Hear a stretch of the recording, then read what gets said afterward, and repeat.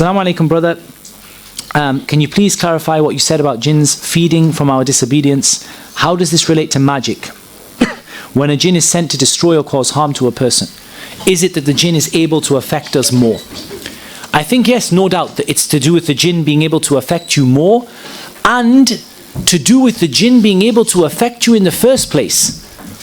Because a person who is seeking the protection of Allah and seeking the help of Allah, and they are in a state of obedience to Allah, it may well be the jinn are unable to afflict them in the first place.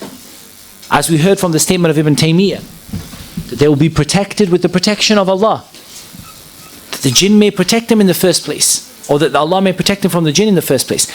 It may be that their affliction is lessened or shortened.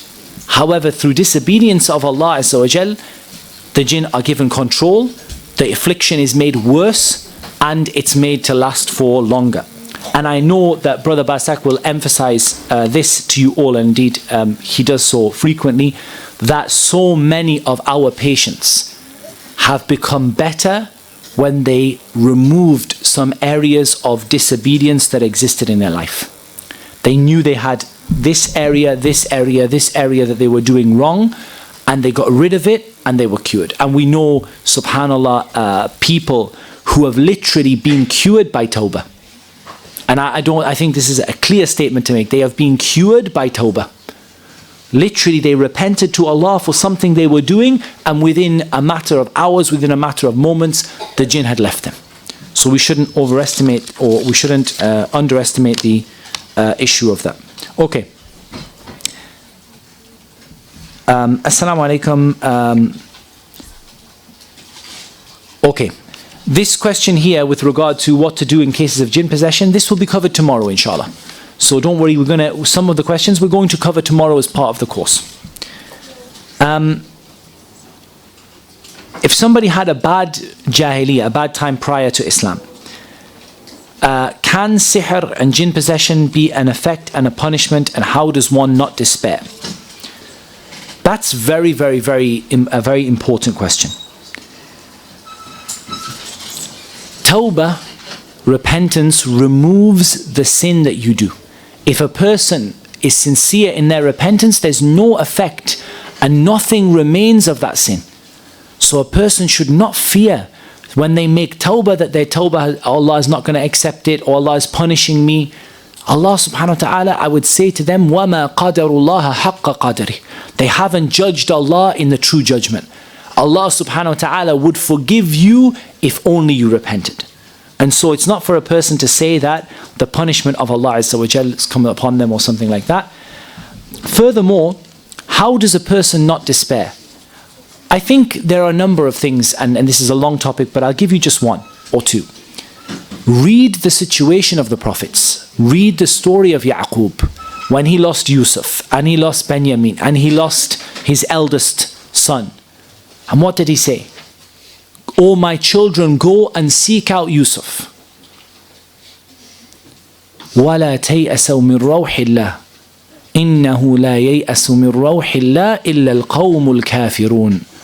Go and seek out Yusuf, and do not despair of the help of Allah coming. Nobody despairs of the help of Allah coming except for the disbelieving people. Read the story of Ayyub. وَأَيُّوبَ إِذْ نَادَى, when Ayyub called upon his Lord, أَنِّي مَسَّنِيَ الدُّرُّ وَأَنْتَ أَرْحَمُ الرَّاحِمِينَ. I have been afflicted by trials, by affliction, and you are the most merciful of those who show mercy.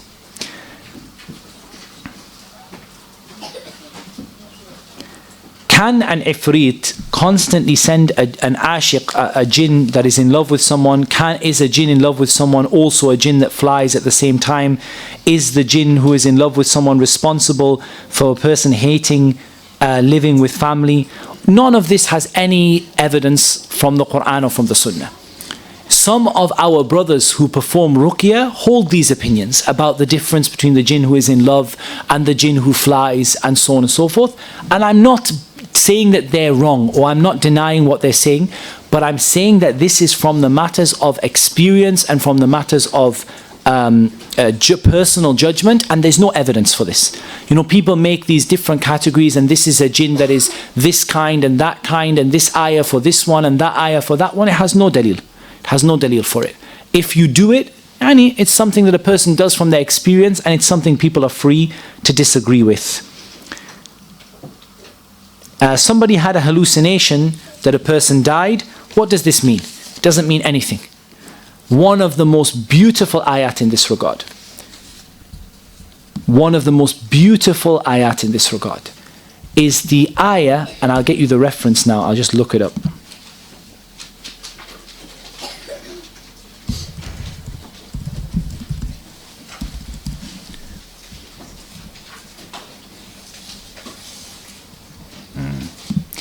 In Surah Saba, the 34th surah of the Quran, ayah number 14. And when we decreed for Sulaiman death, nothing indicated to the jinn his death except a creature of the earth eating his staff. But when he fell, it became clear to the jinn that if they had known the unseen, they would not have remained in the humiliating punishment. So we say to them, whenever the jinn try to tell you of your impending death or your impending doom, simply recite this ayah. That if the jinn had known the unseen, they would not have remained in the punishment of Allah Azza wa Jal.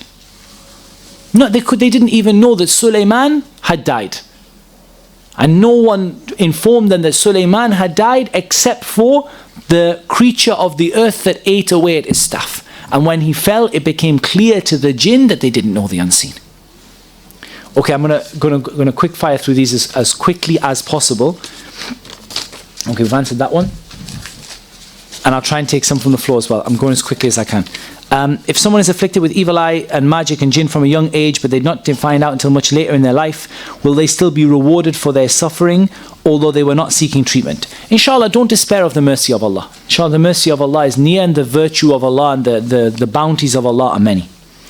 Inshallah, they will be rewarded. No believer is pricked by as little as a mosquito bite, except that Allah subhanahu wa ta'ala expiates their sins and rewards them because of it.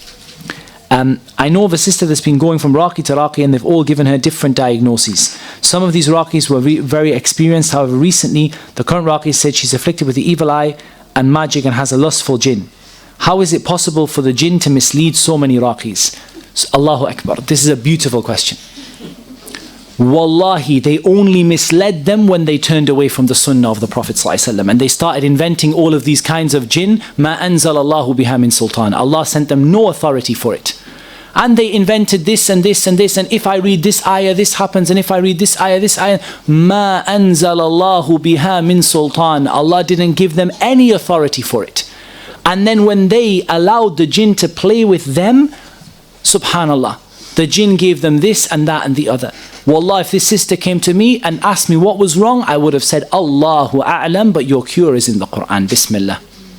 And that would have saved her the problem of going from Raqi to Raqi, telling her, you have a ashik jinn, a tayyar, a snake, you have this kind of jinn, that kind of jinn from this qabila, and you need to do this and that and the other. All of these things, they have no, they inhum illa yadhunnun, they only guess about it.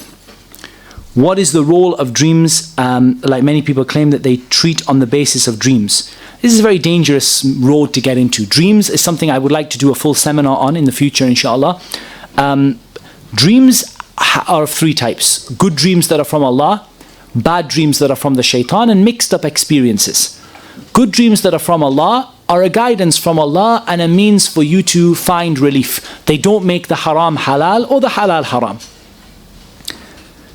Bad dreams that are from the shaitan are not true in the first place. So if you see the shaitan killing you, or you see the shaitan doing something to you, or you see the shaitan misguiding you, then these are not true in the first place. And the dreams that are mixed up from yourself are simply the mixed up things that you see based on what you're thinking about.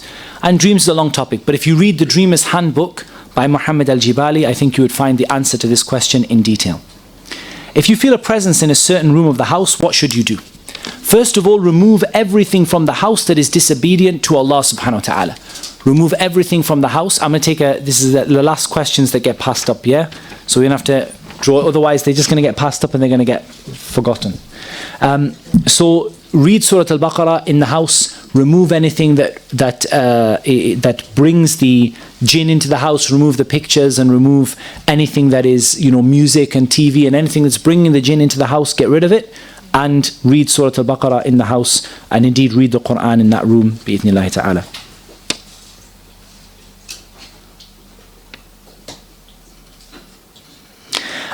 Please can you touch upon, I'll just bring up the surah, the ayah.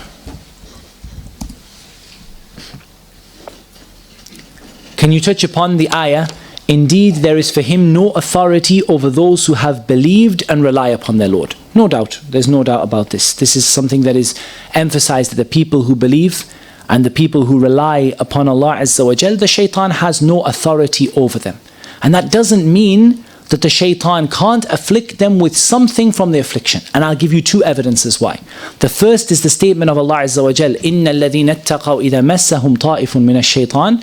Those people who are obedient and devout to Allah, if they are touched by something from the shaitan. So this is a clear evidence that a person of piety can be touched by something from the shaitan. And even more emphatic than this, the Prophet ﷺ was afflicted by sihr. And there's nobody more obedient and nobody better and nobody closer to Allah and more in remembrance of Allah than the Prophet ﷺ. However, the shaitan will not have an eventual victory over those people who believe and those people who rely upon Allah. Allah will not give them power over them, and ability to conquer them, and an ability to misguide them, and ability to take them away from the path. Is it possible that you can know who did the magic upon you? It's possible, but I'm not sure that it's necessarily very beneficial. A lot of people worry about this. They don't worry about their treatment. They don't worry about how to get better. They don't worry about how to treat themselves. They're very concerned about who did it. In reality, if you knew who did it, what would you do? And there's nothing you can do in this country.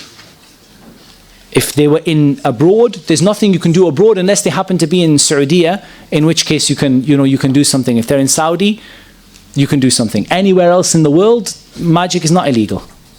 So you have nothing that you can do except to, make dua against them. And if you make dua against them, you don't need their name. Say, oh Allah, send your punishment upon the person who did this. Oh Allah, send your adhab upon them. Oh Allah, send your power against them. Oh Allah, destroy them. Oh Allah, put use their evil against themselves, and so on and so forth. You don't need their name for this. So my thing would be, yes, you can find out sometimes, and I don't want to elaborate on that anymore, otherwise people end up going off the straight path a little bit. But it is possible sometimes to find out. Sometimes very clearly. There are people who come to me and say, I know for certain it was this person and they told me they did it. And in many cases, you still can't do anything about it. I make dua for Allah to make it easy for you. A friend of mine, a non-Muslim, has a daughter who is now under 10 years old. She's been diagnosed with severe autism. Autism is something that from very limited experience, and I say from very limited experience, I've read on maybe 3 people or 4 who've been diagnosed with autism. And I didn't find any sign of jinn possession or any sign of magic that had been done to them. However, that doesn't mean that they won't find relief in the Quran. And that doesn't mean that there is no autism that is not caused by the jinn. There may well be. I have only seen 3 or 4 people at most that have come to me who have been diagnosed with autism. Likewise, on a different topic, I've seen about 2 who have been diagnosed with Parkinson's. And these are 2 illnesses that I have not yet found somebody who is afflicted by the jinn within them. That doesn't mean that that none of them are caused by that, but that I haven't personally found it. In terms of treatment by the Quran, to treat them, offer them the Quran. Say, look, if this poor girl is not able to live, offer them, even as a non-Muslim, there's no harm in this. Offer them to read the Quran for her. Maybe this will bring some relief to her, and maybe Allah subhanahu wa ta'ala will open her parents' hearts to Islam because of the relief that is brought with the Quran. And this doesn't necessarily mean that it is necessarily a jinn-related issue.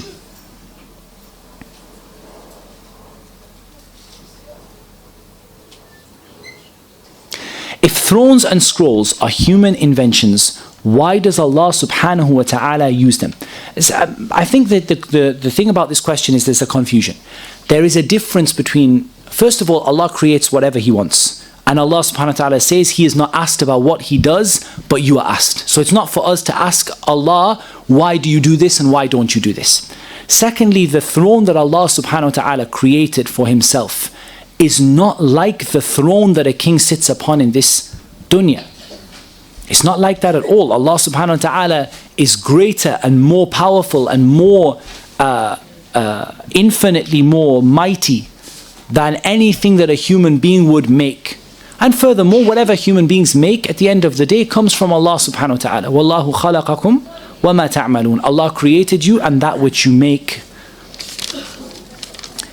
Assalamu alaikum, brother. Wa alaikum salam wa rahmatullah. What to do about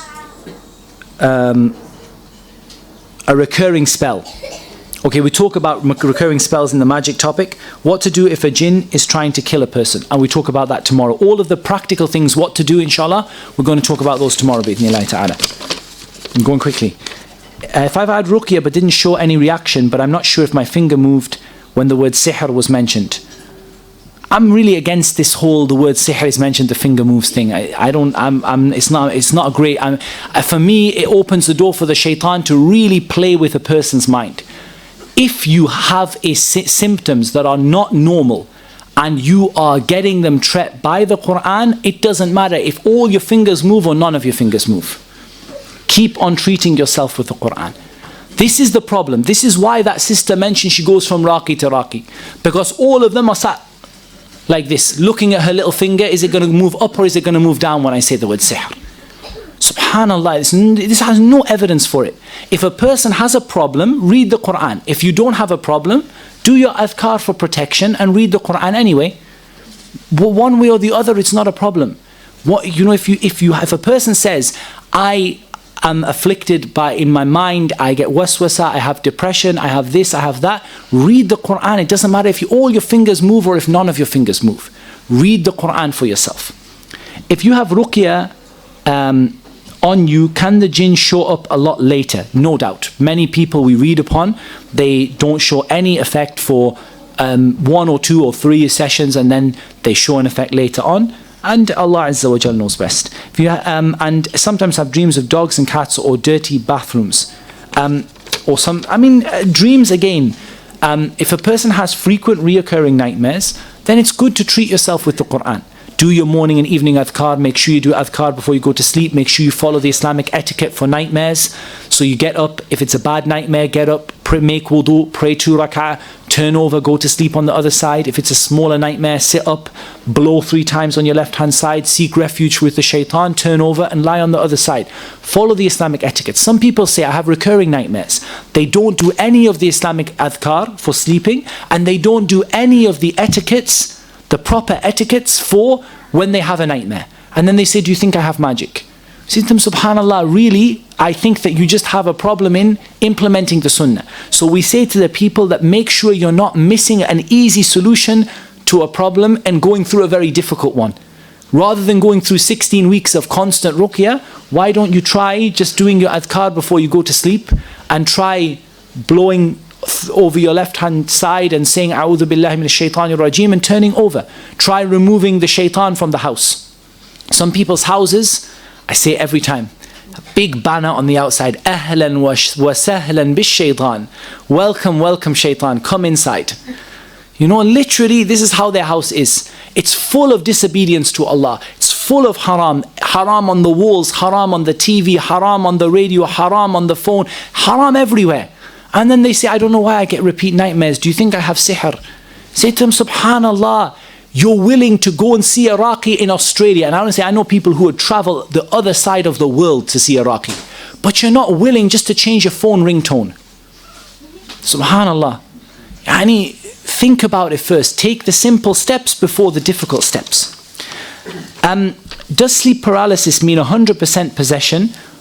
And why does or doesn't it, I think why doesn't it happen after Fajr? I dislike saying anything means 100% possession apart from No, I don't even have an exception to that. I dislike, other than a person, like hitting the ceiling and sticking to it and saying I'm a jinn, I generally don't like to say 100% to anything. And this is my methodology. And again, my brothers, I know there are many brothers, I'm serious about this, there are many brothers and from my colleagues who do ruqyah who disagree with me. And I fully respect that for them. But for me, I have a principle that 100%, 100% in Islam is three things: ilmul yaqeen and aynul yaqeen and all the rest. But I don't have this methodology of saying things 100%. I say, if you have sleep paralysis, it would indicate to me that there is a jinn causing that usually, and that you should be cautious on your adhkar, and you should be cautious to do your proper recitation before you go to sleep, and remove the haram from the house, and so on and so forth. And if that doesn't help, you should try ruqyah, and if that doesn't help, then we can take it from there, inshallah. Can it be that the jinn comes from time to time to bother the person? Yeah, I think that's a safe statement to make. And why does the paralysis finish after reading Ayatul Kursi? Because Ayatul Kursi is the greatest ayah in the Book of Allah. And if you sent it upon a mountain, it would crush a mountain. So the jinn doesn't have a great deal of hope. 2 or 3 minutes, because there's some brothers had questions and they were really patient. I'll just take a couple. You touched slightly on the relationship between sihr and jinn. How about ayn? Inshallah, we'll talk about the evil eye, and we'll talk about sihr, bi'idhnillahi ta'ala, today in the beginning of tomorrow, inshallah. Just so that I will try and cover it. I know it's difficult to squeeze it all in, but if I don't, please do remind me about the question. Okay, one more question from the brother, inshallah. Certainly some of the jinn see the angels, and the evidence for this is the ayah in Suratul Anfal, I think in Anfal, in which Allah Azza wa Jal talks about the battle of Badr and talks about Iblis, and that Iblis said, Inni ara ma la tarawn inni akhafullah. I see what you don't see, I fear Allah. And so he turned around and he ran away because he saw the angels coming in ranks. Is it safe to say that all of the jinn, that applies to all of the jinn? I prefer in these issues to say Allahu A'lam. But there's a good, you have a decent basis there that the jinn see the angels. You have a decent basis there. So you covered the signs of possible possession. How about the signs that you have overcome it, or which are with Allah? Okay, this is a very useful question, and I think it's worthwhile dealing with it here. What about the signs that you've overcome it? A lot of people, again, make mistakes in this regard. And that is when they're treating the problem, they sometimes jump the gun and stop the treatment too early. And they say, I'm fine, I feel fine. And of course, this is again opening the door for the shaitan to play with you and give you a chance to sort of play dead and then, allow it to build its strength up again.